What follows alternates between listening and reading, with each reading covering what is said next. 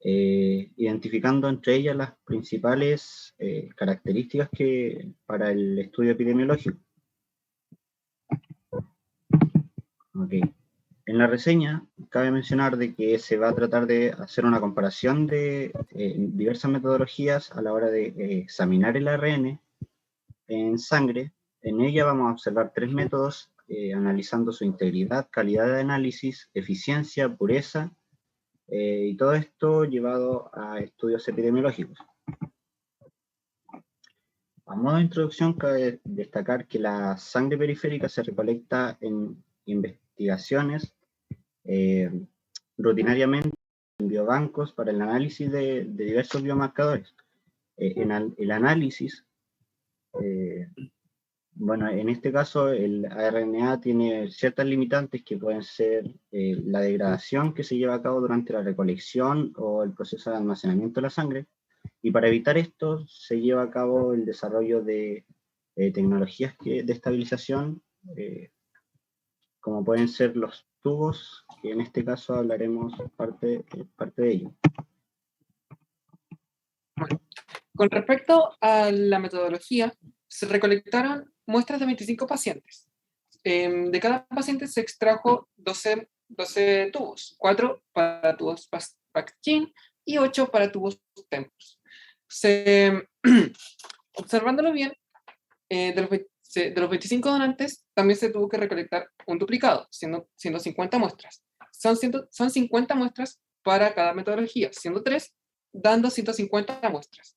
Y estas muestras son analizadas por 2 técnicos separados, dando un total de 300 muestras.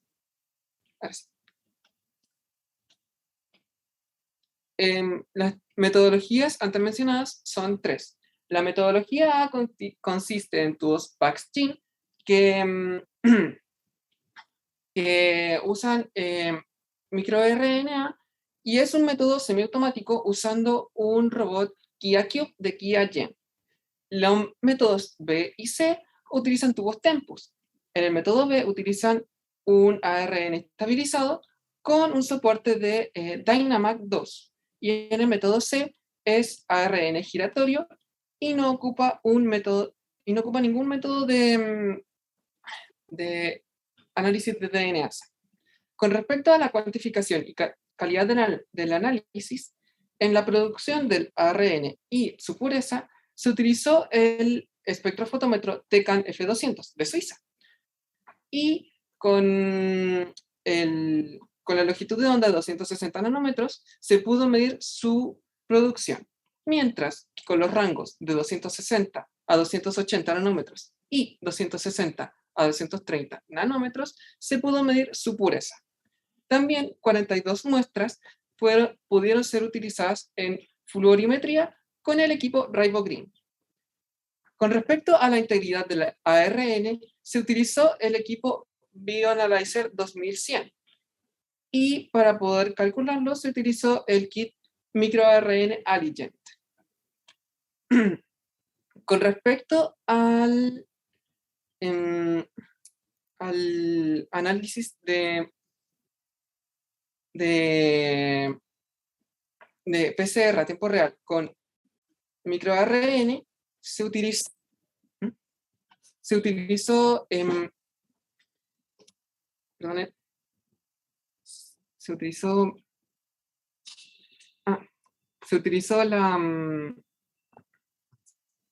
perdón, profe. No se preocupe, tranquilo, si cuéntanos lo que decía el paper, no se preocupe.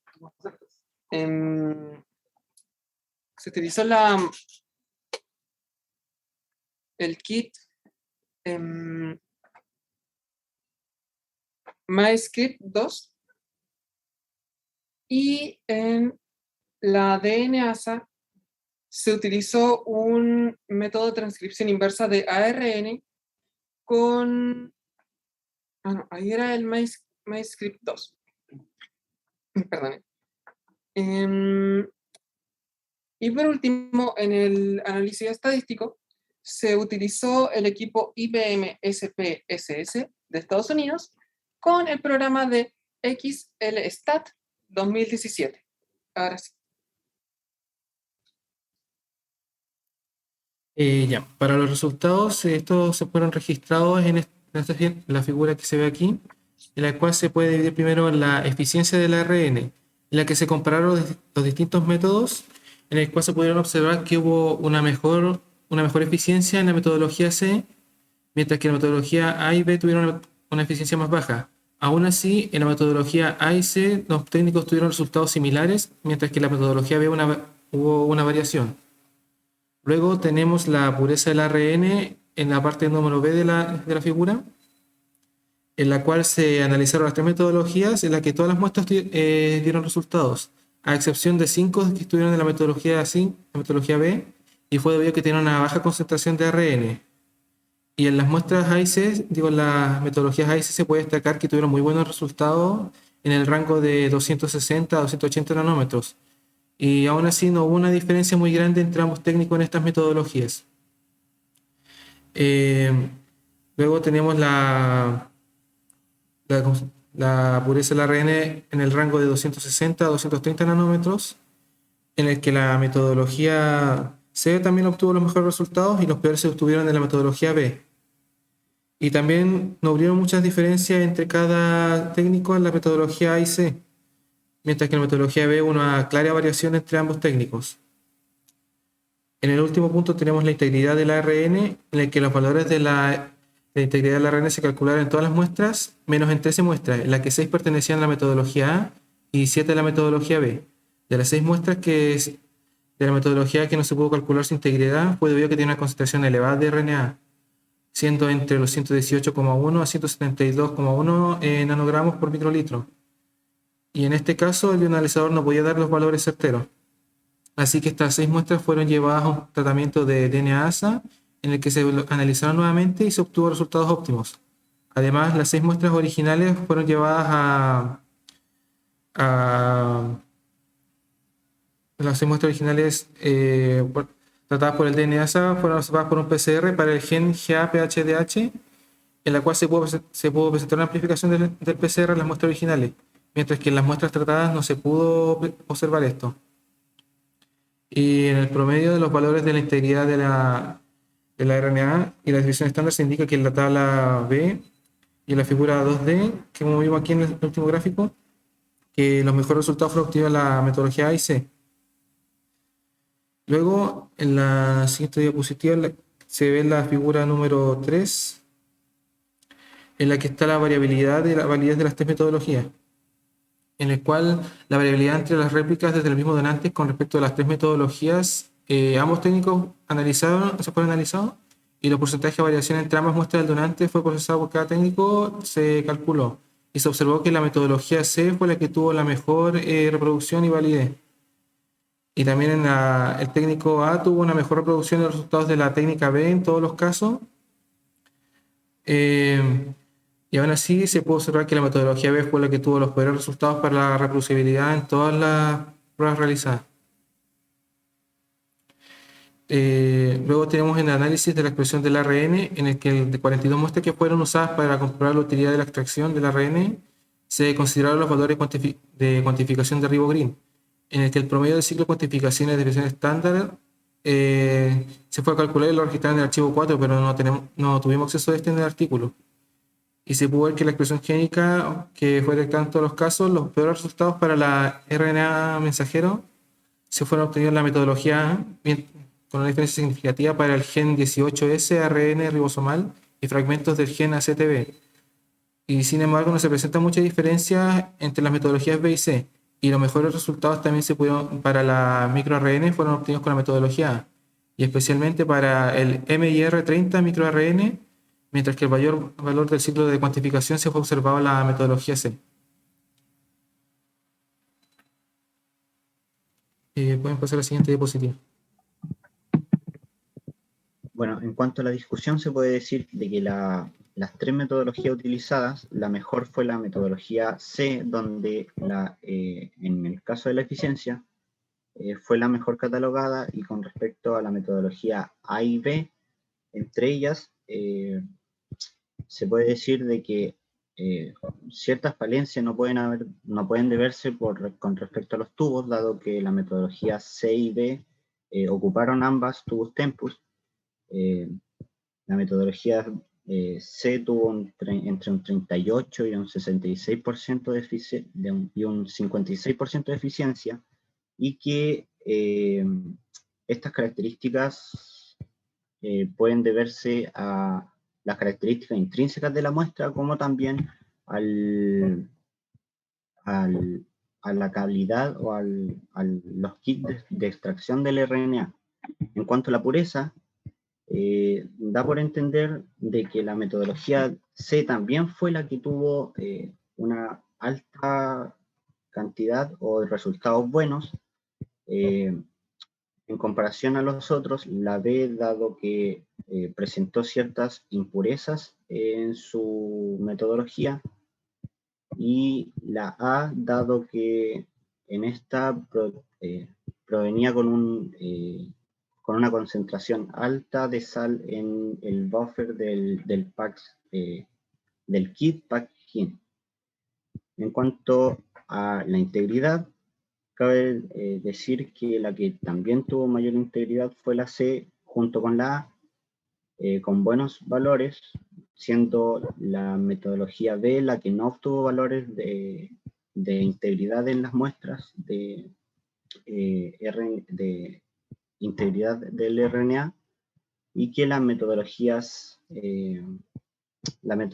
A, a pesar de que tuvo valores, no presentó buenos debido a las contaminantes que se producían y a las altas contaminaciones con rastros de DNA.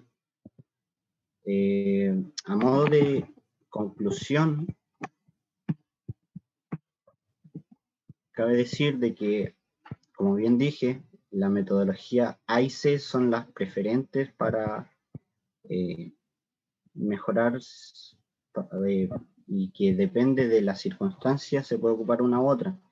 En el caso de la C, es buena para el banco, o sea, para el biobank de gran corte y para estudios epidemiológicos, mientras que la A debería ser considerada, dado que es más factible debido a los tiempos reducidos que requiere la práctica y que necesita para emplearse. Eso, muchas gracias.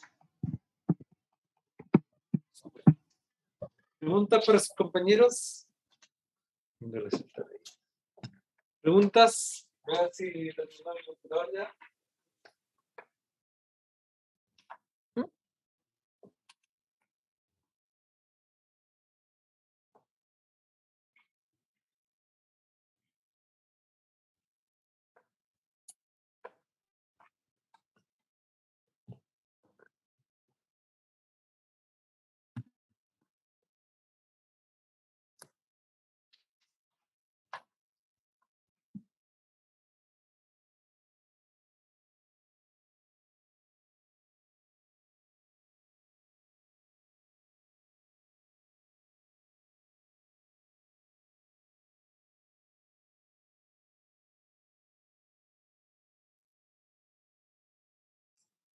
Bien, muchachos. A ver si me veo por aquí. ¿Me ven o no? Sí, profesor. Ahí sí. Yo no me veo a mí mismo, pero ahí sí. Súper, muchachos, felicitaciones. Bueno, agradecer a José. José estaba en práctico durante la tarde, así es que le había comentado que quienes estuvieran en práctico durante la tarde, como las presentaciones son al tiro después del práctico, se pueden quedar a presentar acá. Así que felicitar a José también por atreverse a quedarse a presentar acá, a presentar presencialmente después de un par de años ya casi sin hacer actividades presenciales, así que felicitarlo por atreverse y quedarse a presentar. Respecto del artículo, este artículo es bien interesante porque nos muestra la toma de muestra con dos tipos de tubos, los Tempus y los Paxgene. Son tubos caros, los Paxgene valen los 50 tubos 350.000, 400.000 pesos. Son para estabilizador, tienen un estabilizador de RNA. Entonces los métodos tenían Paxgene el A, Tempus y Tempus el B y el C, y además en cada uno se ocupaba un kit de extracción de RNA diferente. En el primero el Packaging Myrna Kit, el segundo el MagMax, que es un kit basado en en bits magnéticas, y el tercero un Tempus Spin Kit, ¿ya? Los nombres de los kits, por lo general, no lo traduzcan porque es el nombre comercial del kit. Entonces, luego se hicieron evaluaciones. Se evaluó, se cuantificó, ¿cierto? Por Rivo Green, se cuantificó por el Tecan F200, que es el equipo, el NanoQuant que nosotros tenemos en el laboratorio. Se evaluó la integridad por el Bioanalyzer, ¿ya? Y ojo, entonces, ¿qué es interesante de este artículo? Es interesante, bueno, la alternativa de tubo que tenemos para tomar muestras con estabilizadores de RNA, y es interesante las mediciones que se hacen en el artículo, ¿ya? Absorbancia de 60-80. ¿Qué es lo que logra la medición de absorbancia de 60-80? ¿Evaluar? ¿Qué evalúa esa absorbancia? La pureza. La Sí, pureza. la pureza. Está contaminado con proteínas. ¿Y el 260-230?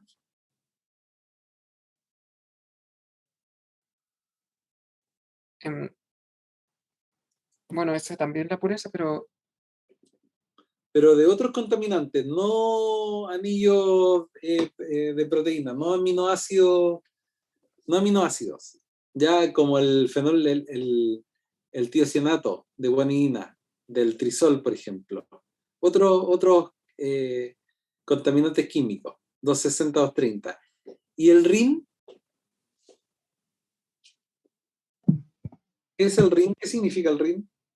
Analiza la integridad del RNA. La integridad del RNA. ¿Pero qué significa RIN? RNA Integrity Number. Eso significa el RIN. Y hay un equivalente al RIN que se llama el RQN. Ese es un índice. ¿Y cuándo tenemos un RNA de buena integridad? Cuando el RIN es de qué valor? Valores superiores a 7. A 7. Mientras más cercano a 10. 10 es óptimo, ¿cierto? 1 es pésimo. ¿Ya? Y eso funciona con una electroforesis capilar. Así que, ¿qué hay que rescatar de este artículo? Esas formas de evaluar calidad de RNA. Además de los insumos o de las alternativas que tenemos para tomar muestras de RNA de pacientes. Ya hoy en la mañana fui invitado, bueno, participamos 40 personas en unos talleres de la empresa Roche. Y me tocó estar sentado en la mesa con Eduardo Yáñez, que es un oncólogo, hemato-oncólogo, yo no lo conocía, y le comentaba eso, bueno, que a nivel de investigación se hace mucha investigación para describir marcadores temprano o diagnóstico de cáncer y qué sé yo, y finalmente esos marcadores nunca llegan al laboratorio clínico, porque falta esta evaluación de, bueno, ¿con qué tomamos la muestra? ¿Con qué extraemos la muestra? ¿Qué tan íntegro están esos ácidos nucleicos? Porque eso asegura la calidad de la medición posterior. Así es que es un campo súper interesante, como les digo, hasta ahora son pocos los marcadores poco o nada los marcadores que están implementados en la clínica. Sin embargo, en algún momento eso va a llegar y por tanto es muy interesante que le den una mirada un poquito más profunda también a lo que han comentado sus compañeros en este artículo. Eso, muchas gracias Marcelo, Guillermo y José. Felicitaciones. Bien. ¿Perdón? no, nada, profe. Muchas gracias. A usted. Bien. Vamos al siguiente grupo entonces. Nos estamos demorando más de lo que pensábamos, pero no importa.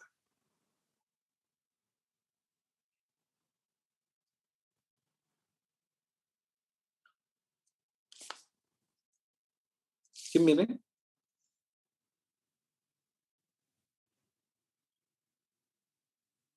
Nosotros, profesor, Adelante, cuando quiera. ya. Marisol, ¿puede compartir?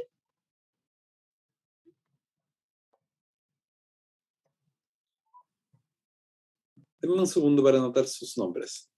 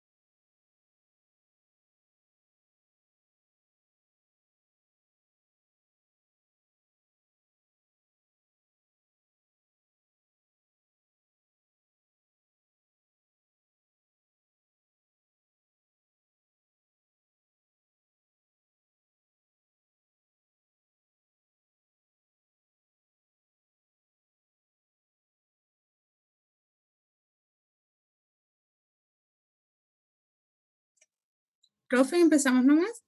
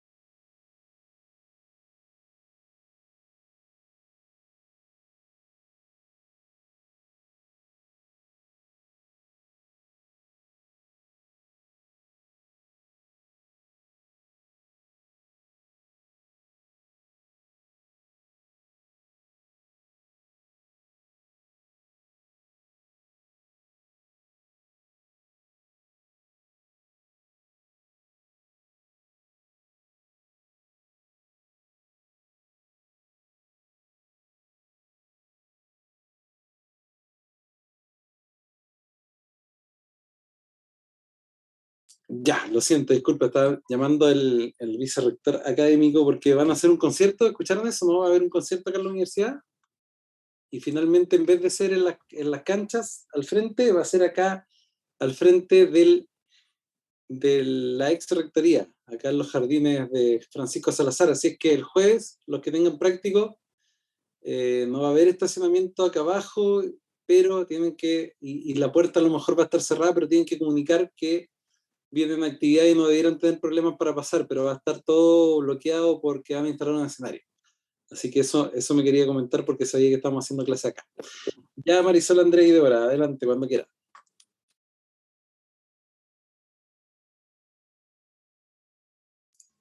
Ya. Buenas tardes, profesor y compañeros. A continuación vamos a presentar el segundo artículo que lleva por título Una investigación sistemática de los factores clave de la precipitación de ácidos nucleicos hacia un aislamiento optimizado de ADN y ARN.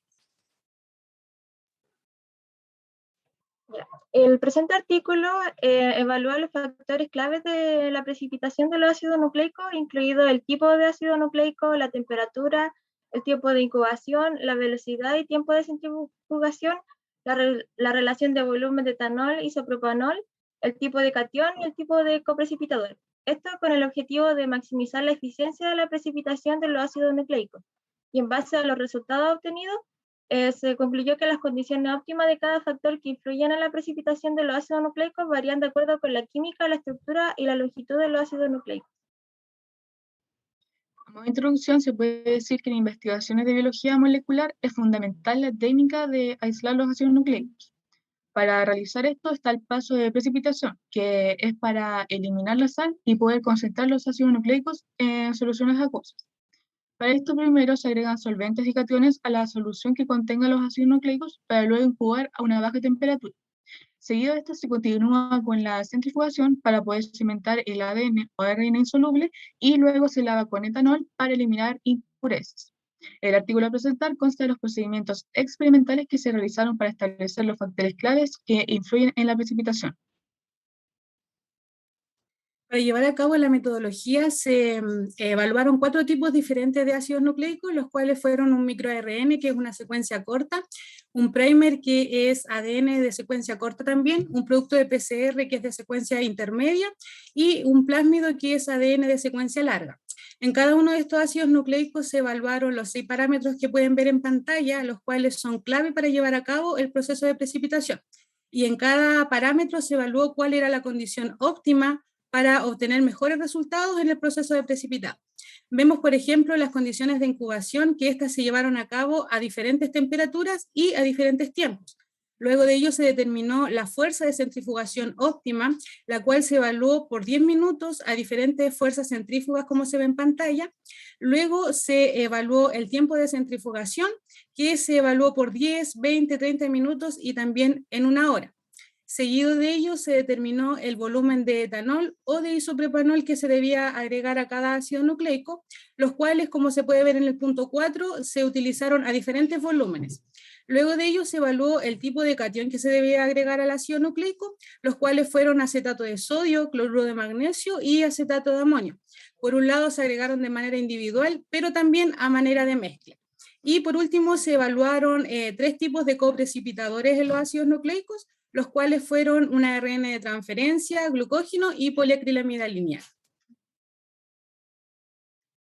Para saber o determinar cuál era la condición óptima para cada paso de precipitación, se realizó en función de lo que es la tasa de recuperación, y para ello primero se obtuvo la concentración del ácido nucleico antes y después de la precipitación, y con ello se obtuvo la tasa de recuperación, que es una relación entre la cantidad de ácido nucleico después de la precipitación y su cantidad inicial, ya que generalmente se tiende a perder cierta cantidad de ácido nucleico luego de precipitar. Y cuando la tasa de recuperación es máxima, es decir, hay mayor cantidad de ácido nucleico después de la precipitación, entonces se establece que el parámetro o la condición es óptima para llevar a cabo este proceso. En base a eso, entonces, los resultados que se obtuvieron fueron los siguientes. En el caso de las condiciones de incubación, podemos ver que tanto para el microARN como para el producto de PCR, la incubación óptima es a menos 20 grados Celsius durante la noche, ya que es a esta incubación que se logran las tasas de recuperación máxima, y que la gráfica de abajo se representa con la barra de color verde claro. Por otra parte, el primer requirió una incubación de 4 grados Celsius durante la noche, y el plásmido, curiosamente, no requirió incubación. Luego de ello, en la fuerza de centrifugación óptima, vemos que para los 4 ácidos nucleicos fue la misma fuerza, que fue de 21.000 G, ya que es a esta fuerza centrífuga que se obtienen las tasas de recuperación máxima, que se representa en el gráfico abajo con la barra de color verde oscuro.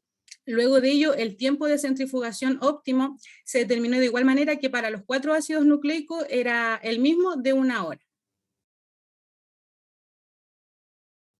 Seguido de ello, como veíamos, se puede utilizar como solvente o etanol o isopropanol, y en el caso de utilizar etanol, vemos que para el microRN y para el primer es necesario utilizar 4 veces el volumen de etanol, mientras que para el producto de PCR se necesita utilizar 2 veces el volumen de etanol y para el plásmido 3 veces. Y en el caso de utilizar isopropanol como solvente en el ácido nucleico, se ve que tanto para el microRN como para el producto de PCR, el volumen óptimo de isopropanol a agregar es de 0,75 veces su volumen, lo cual podemos ver que es una cantidad menor a lo que se necesita para utilizar etanol. Mientras que para el primer y el plásmido se necesita una vez el volumen de isopropanol, ya que como se ve abajo, así se obtienen las tasas de recuperación máxima. Abajo se puede ver de color verde las tasas de recuperación que se obtienen utilizando como solvente etanol y podemos ver que son levemente mayores las tasas a las que se obtienen con isopropanol, que se muestra de color rojo anaranjado. Luego de ello, en las condiciones óptimas para utilizar los cationes, vemos que depende de si se agrega etanol o isopropanol. Y tanto para el microARN como para el primer, si se utiliza etanol o isopropanol, lo óptimo es utilizar cloruro de magnesio o acetato de sodio. Mientras que para el producto de PCR, independientemente si se utiliza etanol o isopropanol, es óptimo agregar como sal cloruro de magnesio. Y para el plásmido, también independientemente si se usa etanol o isopropanol como solvente, se debiese utilizar acetato de sodio, ya que según la gráfica de abajo, es con estas sales que se obtienen las tasas de recuperación máximas. Y por último, en el caso de los coprecipitadores a agregar, podemos ver que tanto para el microRN como para el producto de PCR se puede utilizar como coprecipitador glucógeno o poliacrilamida lineal. Mientras que para el primer se necesita es la condición óptima utilizar glucógeno, y finalmente para el plásmido lo óptimo es utilizar como coprecipitador poliacrilamida lineal. En la discusión se resaltan los siguientes puntos. En las condiciones de incubación se nota una mayor recuperación de ácidos nucleicos durante la noche a menos 20 grados Celsius, excepto en los plásmidos, donde la baja temperatura no muestra beneficios. Una incubación más larga da un mayor rendimiento y el tiempo mínimo de incubación está determinado por la concentración y la longitud del ADN. Y en caso de ácidos nucleicos largos, no es necesaria la incubación. También se ven mejoras en la recuperación de ácidos nucleicos de distintos tipos cuando aumenta la fuerza de centrífuga y el tiempo de centrifugación. Sin embargo, según el artículo, no es necesario un tiempo de centrifugación prolongado para mejorar la recuperación de ácidos nucleicos porque no se ven diferencias significativas entre distintos tiempos de centrifugación, como por ejemplo 10 minutos o 1 hora. Por eso se dice que una centrifugación de 10 minutos ya es suficiente. En cuanto a la relación de volumen de etanol e isopropanol, se ve que tanto en los grupos de etanol e isopropanol las proporciones de volumen más altas resultan en recuperaciones más altas. Sobre el tipo de catión, tanto el cloruro de magnesio como el acetato de sodio por separado dan tasas de recuperación más altas, independientemente del tratamiento con etanol o isopropanol. Por último, sobre el coprecipitador se dice que deben ser sustancias inertes que no afecten la cuantificación de los ácidos nucleicos. Los ARN de transferencia de levadura afectan la cuantificación dando resultados falsos. La poliacrilamida lineal no contiene contaminadores potenciales de ácidos nucleicos que interfieran en las lecturas. Y el glucógeno tiene la ventaja de ser seguro para las reacciones biológicas posteriores, pero puede interferir en las interacciones entre el ADN y las proteínas. Finalmente, en base a los resultados obtenidos, se concluyó que para los ácidos nucleicos cortos y medios, la incubación debe ser a menos 20 grados Celsius durante la noche, y para los ácidos nucleicos largos, la incubación completa no es obligatoria. Para estos mismos, para los ácidos nucleicos largos, la centrifugación debe ser a 7500 G, en cambio, para los ácidos nucleicos cortos, esta debe ascender a 21000 G. En cuanto al disolvente a utilizar, se prefiere utilizar el etanol en los dos tipos de ácidos nucleicos, y la relación etanol-volumen es de 3 por para ácidos nucleicos cortos, y para los ácidos nucleicos largos a medio debe ser de 2 por. Por parte de las sales, se prefiere utilizar individualmente, independientemente del tipo de ácido nucleico. Y por parte de los coprecipitadores, en los ácidos nucleicos cortos se prefiere utilizar el glucógeno como coprecipitador, y para los ácidos nucleicos largos se prefiere utilizar la poliacrilamida lineal. Y Al obtener estos resultados, se obtiene un gran beneficio para las futuras investigaciones a desarrollar, ya que al optimizar los factores que intervienen en la precipitación del ácido nucleico, se van a obtener unas mayores tasas de recuperación del ácido nucleico. Gracias. Súper, súper, muy claro. Felicitaciones. ¿Alguna pregunta para sus compañeras?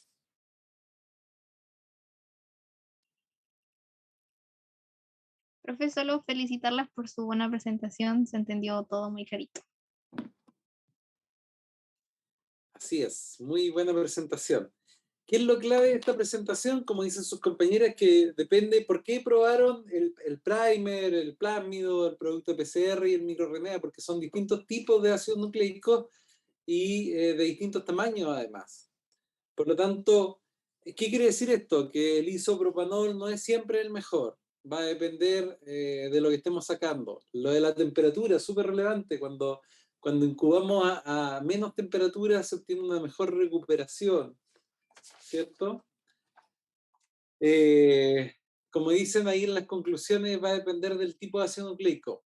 Por lo tanto, tienen que considerar eso para tomar decisiones de qué metodología van a utilizar ustedes para obtener ácido nucleico. No hay una mejor metodología estándar para cualquier tipo de ácido nucleico, va a depender del tamaño y del tipo de ácido nucleico.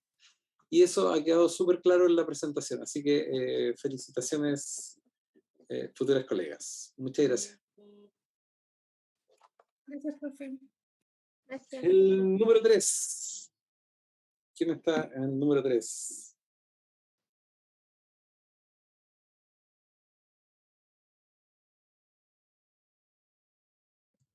¿Se ve? Sí, deme un segundo, por favor.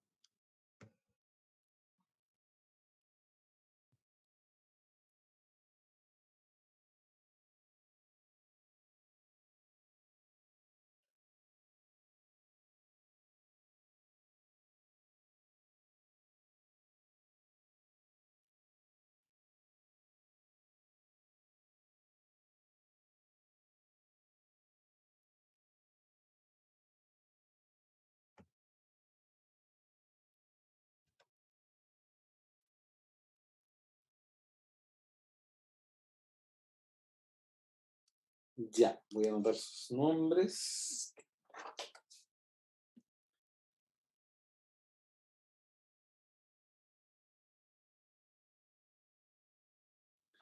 Kevin.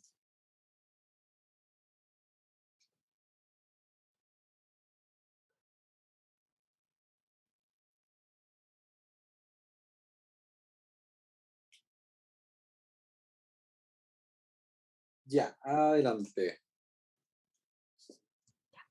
Muy buenas tardes, compañeros. A nosotros nos tocó el artículo 3, que trata de la comparación de procedimientos de extracción de RNA de células sanguíneas periféricas mononucleares. Como reseña, tenemos que la extracción de ARN de calidad constituye el primer paso para el análisis de la expresión génica. Sin embargo, su obtención no es sencilla y se debe valorar el esfuerzo y trabajo realizado para la obtención de este debido a la susceptibilidad de esta molécula a la presencia de contaminantes como RNasas, proteínas y polisacáridos.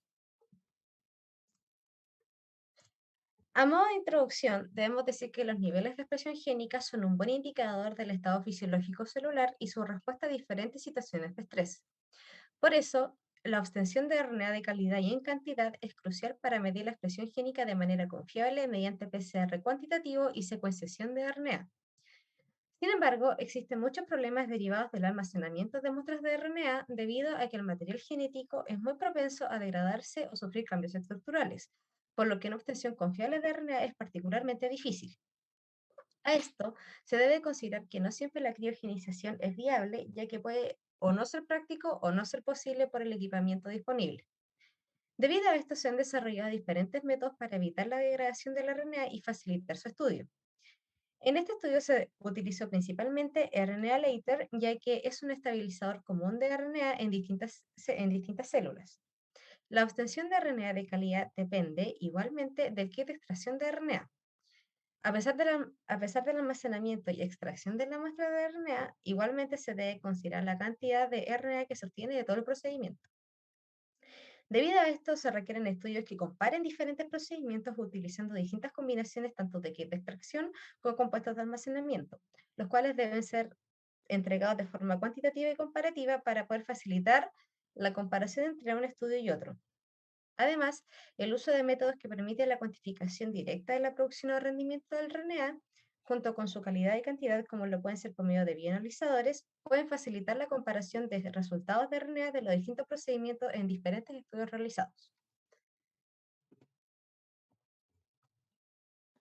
Bueno, la metodología. Les voy a explicar, como pueden ver ahí, la tabla. Pero lo primero que se debe realizar en este método es la preparación de las células mononucleares de sangre periférica. Lo primero a hacer es que las PMC se aíslan de una capa leucocitaria y luego se centrifugan a 350 G durante 10 minutos.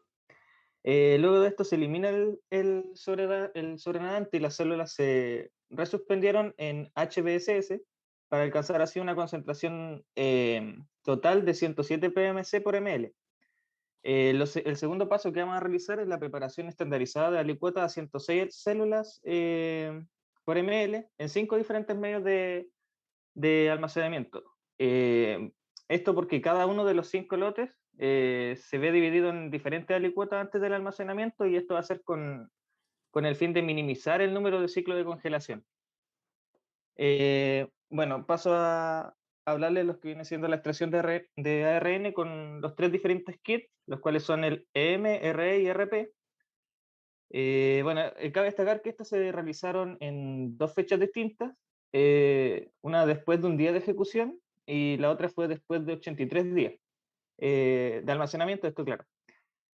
Bueno, se llevó cada kit de extracción de ARN por triplicado, o sea, es decir, que partiendo de 3 alicuotas almacenado por separado por condición de almacenamiento. Entonces, para cada ejecución se eliminó el RNL y luego el sedimento de células se resuspendió en el tapón de lisis, esto con la finalidad de cada kit. Ahora bien, para el primer kit, que es el EM, se añadió 1 ml de ml a la pastilla y posteriormente se inició la extracción de ARN-EM, añadiendo 1 ml de EML a cada uno de los 12 cartuchos vacíos. Y luego a partir de entonces se agregaron las 12 alicuotas de 1 ml, es decir, 4 series, que son el RNLP, el RNL, un QCTL y el EML.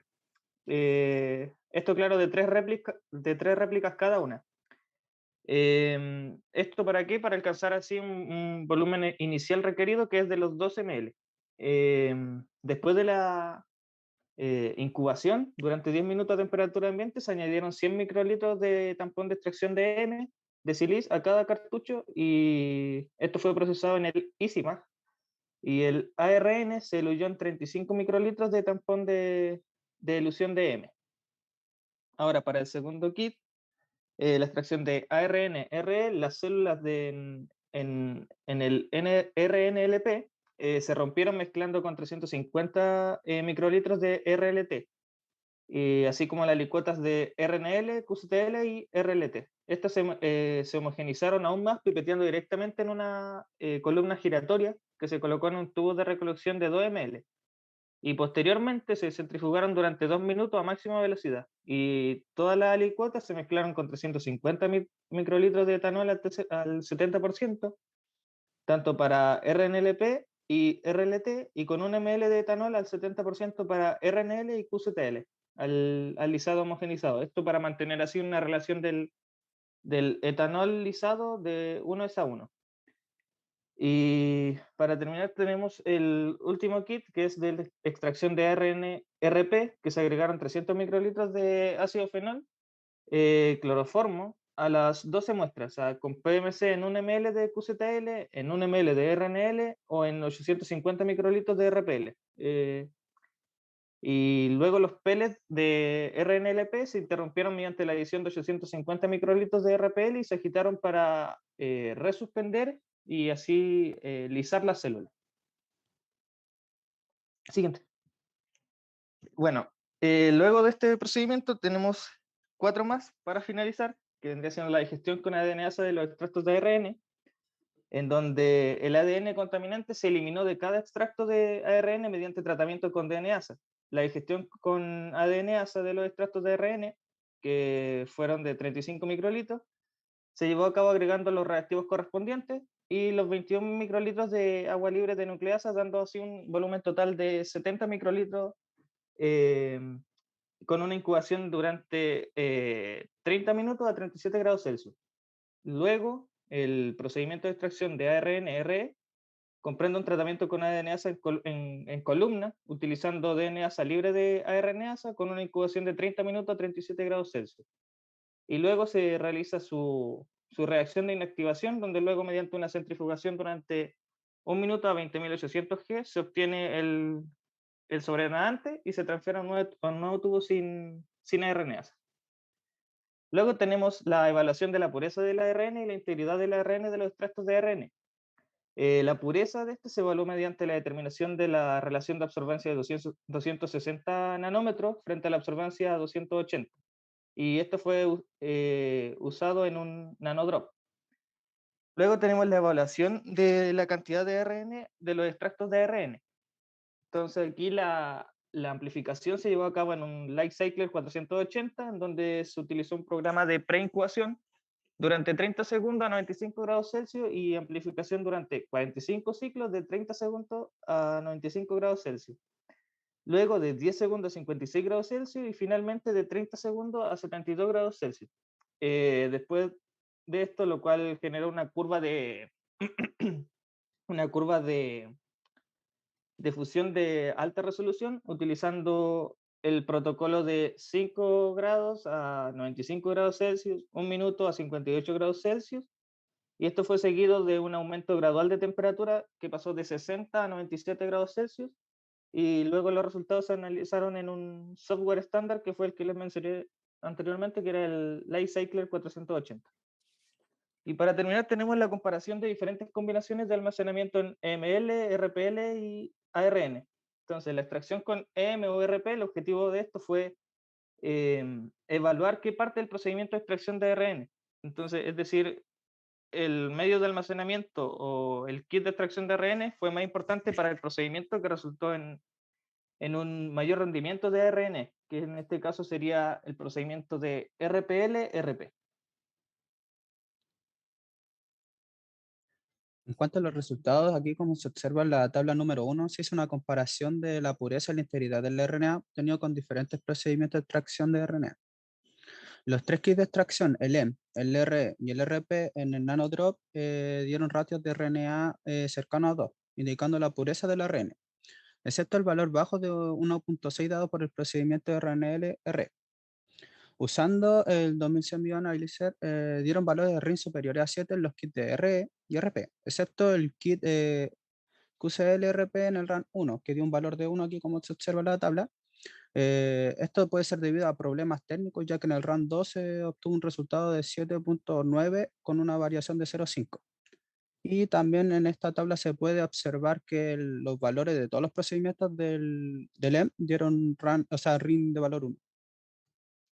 También se puede destacar la evaluación y la cantidad de ARN con el nanodrop y lo que se obtuvo con el 2100 Bioanalyzer en la tabla número 2. Acá se puede concluir que las mediciones de ARN con nanodrop fueron de 1.1 a 2.5 veces más altas que en el 2100 Bioanalyzer. Estas diferencias se puede deber a que el nanodrop puede haber medido con oligonucleótidos, y sin embargo dio una congruencia bastante grande, que aquí se observa en la tabla que el procedimiento RPL-RP fue el que dio una mayor concentración de ARN.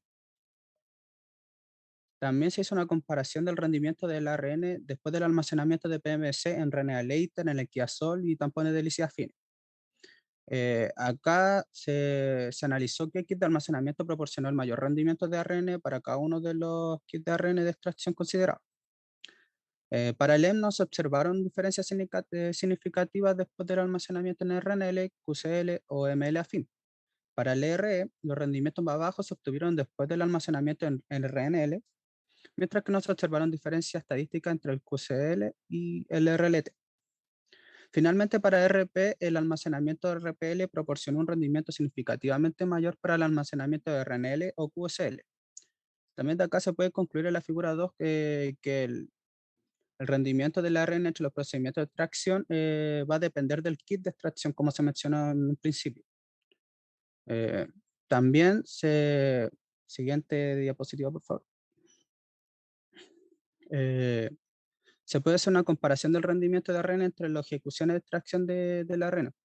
Las corridas, como aquí se puede observar, no hubieron diferencias significativas, a excepción del procedimiento de RPL, que al cabo de entre el RAN 1 y el RAN 2 dio una diferencia bastante considerable, pero sin embargo este es el que contrajo mayor eficiencia en cuanto a la extracción del ARN. También se hizo una comparación en el rendimiento del ARN determinado por el RT-qPCR versus el dominio bioanálisis. Cuando el ARN extraído se utilizó como molde para amplificar STP, se observó una clara correlación entre los valores de SQ y la concentración de ARN, con la excepción de QZL-M en el RAN 2 y el QZL-RP en el RAN 1, lo que resultó un valor muy alto de SQ, que es un indicativo de baja cantidad de moléculas objetivo. En comparación a las moderadas cantidades de ARN, estos resultados son más probables debido a un error técnico durante el procedimiento del RT-PCR, porque los valores de SQ están en correspondencia con la concentración de ARN para el RAN 2. El R combinado con el QZL dio los valores de SQ más bajos, que indican las cantidades más altas de ARN diana. Estos resultados se obtuvieron mediante el acuerdo con la alta concentración del ARN seguro determinado por el 2100 bioanálisis. En contraste, las muestras de RNL dieron como resultado los valores SQ más altos, lo que indica la ausencia del RNM de ACTB en los RNL, con la excepción de las muestras extraídas. Y para ir finalizando con los datos de los resultados, acá se puede comparar que la evaluación de la importancia del medio de almacenamiento frente a la extracción del ARN kit para la obtención del alto rendimiento del RNA. Una vez que se determinó que el rendimiento más alto de ARN se obtuvo mediante el procedimiento de almacenamiento de RPL, con el kit de extracción RNP, se cuestionó cuál parte del procedimiento fue más importante para obtener un ARN de alto rendimiento. El mayor rendimiento de ARN siempre se obtuvo utilizando este kit, independiente del medio de almacenamiento. Y en comparación con los otros kits de extracción de ARN que dieron valores menores, como de 300 nanogramos con RPL y casi 900 nanogramos con su tampón de lisis análogo ML.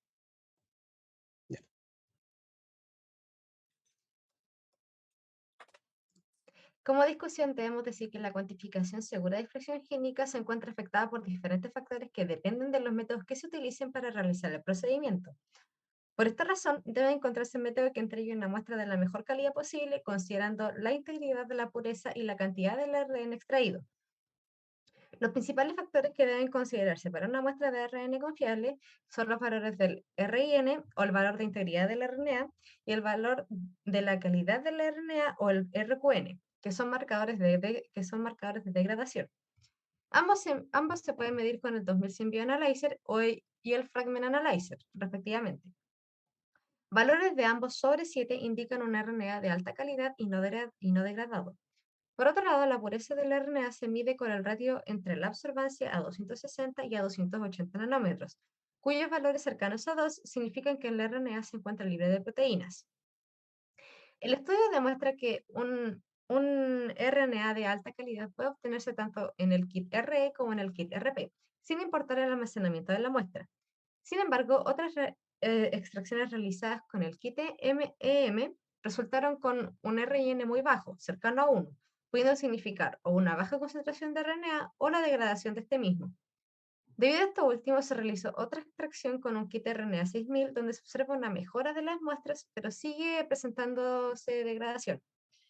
De acuerdo con los resultados obtenidos, se demostró que el kit RE entrega muestras de RNA de alta calidad de linfocitos T con un valor RIN de 10 de células bacterianas y levaduras, y por otro lado se obtuvo valores de RIN de 8 y 7 en tejido parotidio humano luego de almacenamiento en frío y sin tratamiento previo.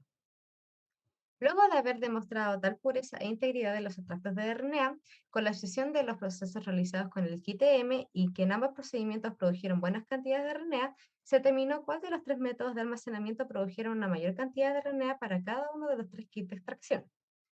Esto es porque se sugiere que las condiciones óptimas de almacenamiento dependen del kit en el que se haya utilizado para la extracción. De acuerdo a esto, las muestras almacenadas con RNA later resultaron en la menor cantidad de RNA.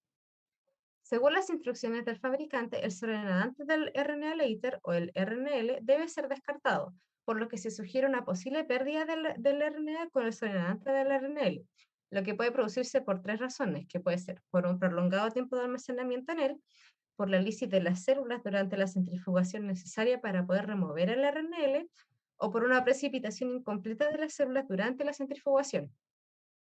Se presenciaron diferencias en la cuantificación total del RNA en el RNL en el 2100 Bioanalyzer entre la extracción mediante el kit RE y el RP, pudiendo producirse por la presencia de RNA no resultante de lisis celular. Por otra parte, para el kit EM se observaron altas cantidades de RNA en el RNL, pudiendo producirse por la lisis celular presente en el RNL. Esto es porque, de acuerdo a las instrucciones del fabricante, 1 ml de tampón de lisis afín debe ser añadido. Esto puede indicar que algunas células no están precipitando durante la centrifugación del RNL, perdiéndose el material genético de estas células. Al comparar los 9 procedimientos realizados, incluidos los kits de extracción y su relación con cada kit de extracción, se concluyó que el procedimiento realizado con RPL-RP fue el que consiguió una mayor cantidad de RNA. Para verificar qué parte del procedimiento es la más importante con respecto a la producción de RNA, se comparó la producción de RNA obtenida en 4 posibles procedimientos por almacenamiento en ml en comparación con RPL buffer, en combinación con la extracción de RNA mediante EM en comparación con RP. Esto concluyó que el kit de extracción es una parte fundamental debido a que se obtuvo grandes cantidades de muestra utilizando el kit RP, igualmente ayudada con el kit de almacenamiento, ya que cuando se utilizó el RPL se incrementó de la misma manera la producción. Como conclusión, se debe decir que cuando se deben congelar muestras es preferible hacerlo a través del buffer de lisis afín. Y por otro lado, utilizar el RNL para muestras de levaduras que dieron un gran resultado debido a una mejor precipitación de estas en la centrifugación del RNL. Y por último, el procedimiento RPL-RP es el que entrega una mayor producción o rendimiento del RNA de calidad, siendo igualmente el kit con más efectividad para la extracción de RNA. Este es respaldado no solo por la reproducibilidad del procedimiento, ya que se realizó en duplicado, sino también por los resultados del PCR en tiempo real. Muchas gracias. Súper, muchas gracias. ¿Preguntas para sus compañeros? El RNL es el RNA later, ¿cierto? Sí, profe. Sí. El uso de siglas como que enreda y agota a ratos, pero está súper bien. Pregunta, ¿por qué un mayor CQ se asocia a un menor RNA later, target? ¿Por qué un mayor CQ? ¿Por qué hay una relación inversa entre el CQ y la cantidad de RNA target o RNA que está amplificando?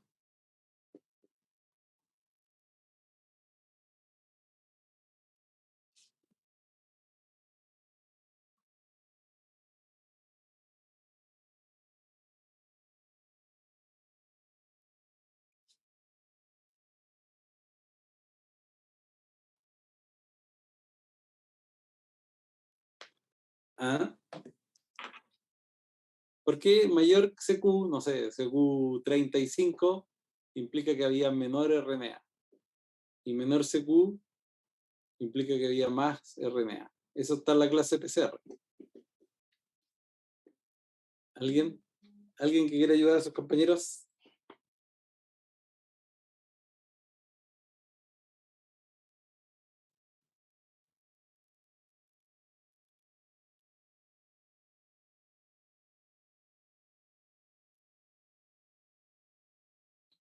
¿Puede repetir la pregunta? ¿Por qué ustedes decían, sus compañeros decían en la presentación del artículo que un mayor CQ está asociado a menor RNA y un menor CQ a mayor RNA? ¿Cierto? ¿Cómo era? ¿Lo pueden repetir? Así, no quiero que pongan la presentación, sino que, ¿cómo era eso? ¿Se acuerdan? Que los valores de CQ, los valores altos de CQ van indicando una baja cantidad de moléculas objetivo. O sea que yo creo que a medida de que van aumentando los ciclos va disminuyendo la cantidad de... ¿Por qué podemos suponer que si un CQ es 40 y otro CQ es 20, en el CQ 40 hay menos RNA blanco que en el CQ 20? ¿Qué es el CQ? Porque se necesitaron más ciclos para alcanzar el umbral. Exactamente. Muy bien, Javiera. Javiera de este grupo, ¿no? Vamos a poner No, en el... lo siento. Sí. No, eso es tal cual lo que dice Javiera. Así que muy bien, muchachos. ¿Eso? ¿Alguna otra pregunta para sus compañeros?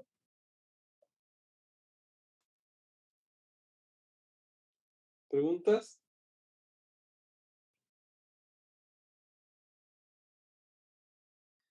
Recuerden, muchachos, que los artículos son la excusa para entender cosas de biología molecular. Así que eso, felicitaciones por la presentación, fue clara. Lo de las siglas, como les digo, es una cuestión del artículo más que... Sí, nosotros igual estábamos todos confundidos la Sí, primera vez que estamos lo leímos confundidos con, con tantas siglas. con las siglas. O sea, entre poner RNA later y RNA later no es así una cosa. No, pero está súper bien. Ojo con eso del CQ, la relación del CQ, que es algo que tienen que tener claro. Y bueno, los métodos que se van repitiendo, si se fijan, Nanodrop, que es espectrofotometría, el Bioanalyzer, así que ojo con los métodos, porque esa es la idea de la presentación, que vayan abriendo su perspectiva de qué método hay disponible, qué sé yo. Bien, próximo grupo, el quinto grupo, y este va a ser el último, yo creo, porque si no vamos a estar hasta mañana, ¿les parece o paramos aquí? ¿Qué opinan? Nosotros preferiríamos hacerlo, profe, que como estábamos por este día. Ya, esperemos, entonces terminemos con esta compañera y así terminaríamos con el primer día de presentaciones y el segundo día de presentaciones lo hacemos completo más adelante. ¿Les parece? Adelante nada más. 1, 2, 3, 4. Denme solo un segundo para anotar aquí.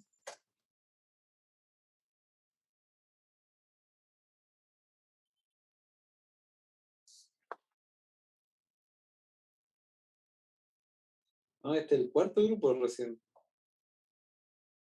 Sí, este es el cuarto, ya vamos. El quinto entonces lo dejamos pendiente, ¿les parece? ¿O el quinto igual lo quiere hacer hoy día? Profe, en sí nosotros pensábamos hacerlo al tiro. No ¿Ya? sé si nos demoraremos mucho, yo creo que no. Ya, vamos. Adelante. Carlos, Catalina y Ya. Catalina. Exacto.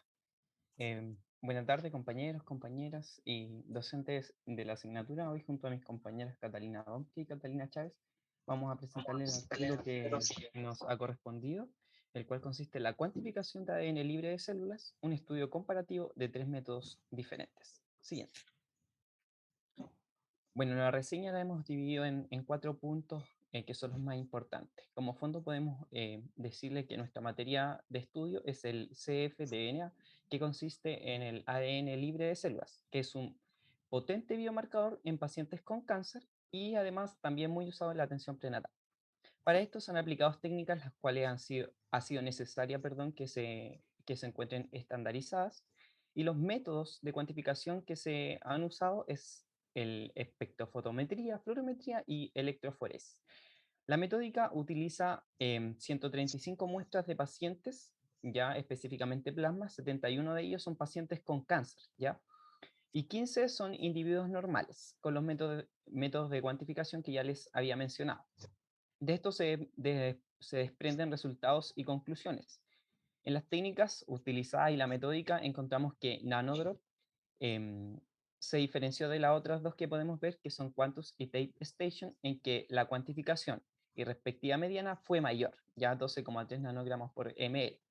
Y entre las conclusiones puedo mencionarles que Nanodrop fue un método no específico en la cuantificación de ADN libre de células, Quantus, por su parte, fue una cuantificación más específica que Nanodrop, que recién había mencionado, y Tape Station arrojó que con él era posible determinar la distribución del tamaño de los fragmentos de ADN. Esto fue una característica muy positiva, ya que nos permite utilizarlo paralelamente o complementariamente a Nanodrop y Quantus. Siguiente. A modo de introducción, hablamos del ADN libre de células, pero ¿qué es este ADN libre de células? Este es un subconjunto de ADN extracelular que circula en el plasma, se libera de células principalmente en procesos de apoptosis, necrosis o secreción activa. Este se obtiene mediante el uso de procedimientos mínimamente invasivos y tiene biomarcadores potenciales únicos para pruebas prenatales no invasivas y tratamientos del cáncer. Los avances tecnológicos, como la secuenciación de próxima generación o la reacción en cadena de la polimerasa digital, nos permiten el análisis de rutina en los laboratorios clínicos, y la PCR cuantitativa se ha utilizado para medir la concentración de este, dirigiéndose a secuencias de ADN preseleccionadas. Recientemente se utilizan métodos más rápidos y rentables como lo es la espectrofotometría, fluorometría y métodos basados en electroforesis. El propósito del estudio es realizar una comparación directa entre estos tres métodos, determinar cómo se contribuyen y la diferencia entre ellos. Siguiente. La metodología utilizada. También la hemos dividido en 4 puntos principales. Primero encontramos la recolección de sangre, que ya les había mencionado que eran 135 muestras de plasma, pero en el caso de los pacientes cancerígenos encontrábamos que 54 de ellos son específicamente de cáncer colorectal y 17 con adenocarcinoma de páncreas, ¿ya? Las muestras de sangre que se obtuvieron, que consistieron en la cantidad de 3 ml, fueron puestas en tubos con EDTA, y fueron procesadas dentro de las 3 horas, ¿ya? En un segundo punto encontramos la preparación de plasma.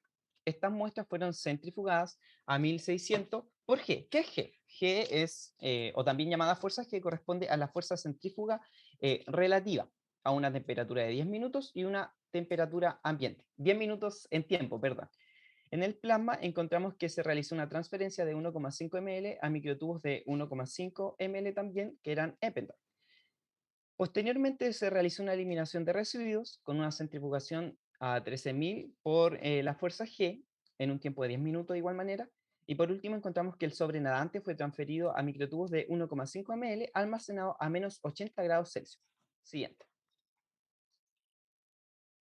En un tercer punto encontramos el aislamiento y la cuantificación respectiva del ADN.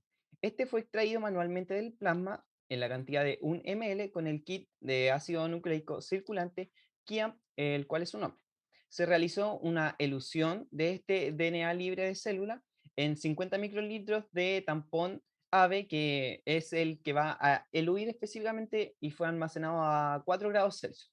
Y los métodos, como ya les habíamos mencionado, corresponden a espectrofotómetro mediante Nanodrop 2000, fluorómetro Quantus, electroforesis con Tape Station 4200. Y el último punto fue la cuantificación específica mediante las pruebas de Friedman, prueba de rango con signo de Wilcoxon, prueba de Mann-Whitney. ¿Para qué fueron estas pruebas? Se preguntarán ustedes, ¿cierto? Porque uno como que ve muchos nombres. Bueno, estas fueron las pruebas que nos ayudaron a diferenciar estadísticamente las concentraciones de ADN. Y esto nos lleva a los resultados y la discusión. Siguiente. Resultados del estudio.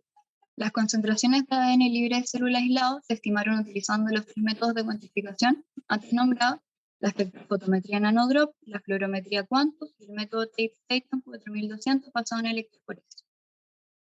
En el gráfico observamos en el eje Y la concentración de ADN y en el eje X las estimaciones de concentración obtenidas por los 3 métodos, y el método Nanodrop nos mostró las estimaciones más altas con una mediana de 12,30 nanogramos por microlitro. Luego le sigue Quantus con una mediana de 0,33 nanogramos por microlitro, y el método que mostró las estimaciones más bajas fue el de Tape Station, basado en electroforesis, con una mediana de 0,22 nanogramos por microlitro. Y en el siguiente gráfico se observan las mismas variables, pero en él se comparan los pacientes con cáncer y los pacientes saludables, las estimaciones que se hicieron sobre ellos, y las estimaciones de Quantus y de Tape Station mostraron difirieron significativamente los valores de los pacientes con cáncer de los pacientes saludables, y mientras que el método NanoDrop no mostró diferencias significativas entre las estimaciones de los pacientes con cáncer y los pacientes sanos.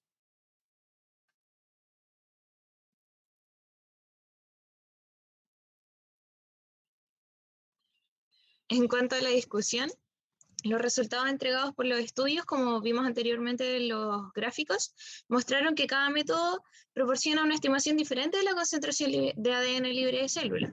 Esto se puede atribuir a diferentes estrategias de la cuantificación empleada por cada uno de estos métodos. En cuanto a NanoDrop, informa estimaciones de concentración significativamente más altas que Quantus y TapeStation. Las estimaciones de NanoDrop no pudieron diferenciar de manera eficiente a los pacientes que tenían cáncer a los sanos, mientras que los otros dos métodos podían hacerlo de mejor manera. Las sobreestimaciones de este método pueden haber ocurrido debido a su incapacidad en distinguir entre ADN bicatenario y monocatenario, entre fragmentos de ADN libre de células y complejo de ADN proteína. También puede deberse a contaminantes que pueden absorber la luz de la longitud de onda similar a la que absorbe el ADN libre de célula. En cuanto a Quantus, este exhibió estimaciones de concentración correlacionadas pero superiores a las de TapeStation. La diferencia entre estos dos métodos aumentó a medida que aumentaba la cantidad de ADN de gran peso molecular. Podemos señalar que el dispositivo Quantus no puede diferenciar entre el tamaño de los fragmentos de ADN.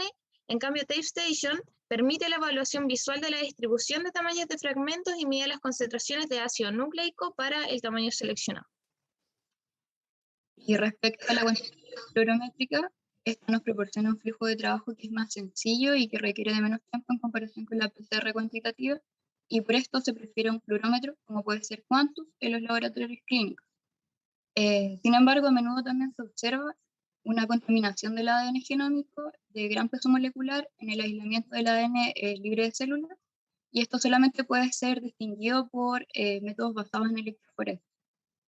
Y finalmente, una limitación importante de nuestro estudio es que no se pudo demostrar la reproducibilidad de cada plataforma debido a que solamente se pudo realizar una vez.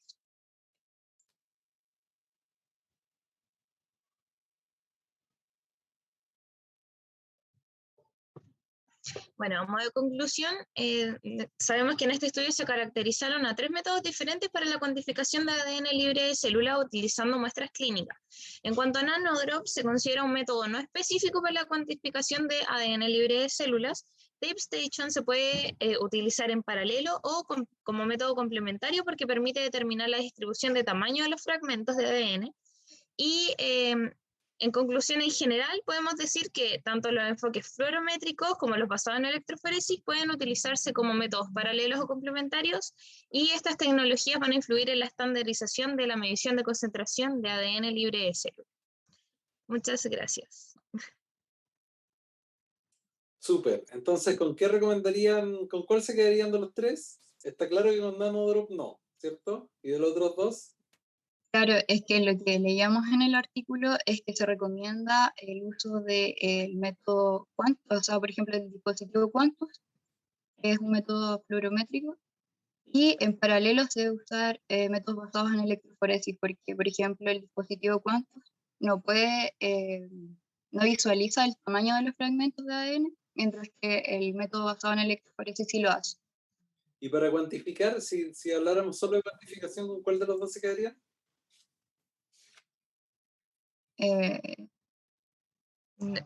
Por ejemplo, Quantus tiene cuantificación mucho más alta a TapeStation. Así que ese sería como el mejor en cuantificación.